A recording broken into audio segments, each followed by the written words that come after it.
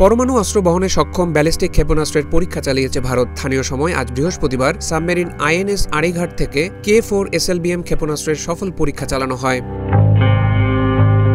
ভারতীয় সংবাদ মাধ্যম NDTV জানায়, পারমাণবিক অস্ত্র বহনকারী এই ক্ষেপণাস্ত্রের পাল্লা ৩৫০০ কিলোমিটার। এই ক্ষেপণাস্ত্রের বিশেষত্ব হল সাবমেরিন থেকে উৎক্ষেপণ করা যাবে, ফলে স্থলভাগে পরিস্থিতি সুবিধাজনক না হলে সাবমেরিনটি পানির নিচে থেকেই আক্রমণ করতে পারবে।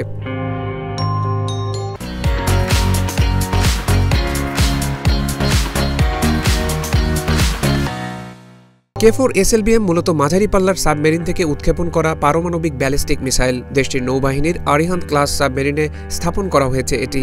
আইএনএস আরিহান্ত ও আরিঘাট ভারতীয় নৌবাহিনীর অস্ত্রাগারের দুটি পারমাণবিক সাবমেরিন। এই সাবমেরিন ব্যালিস্টিক ক্ষেপণাস্ত্র নিক্ষেপ করার ক্ষমতা রাখে।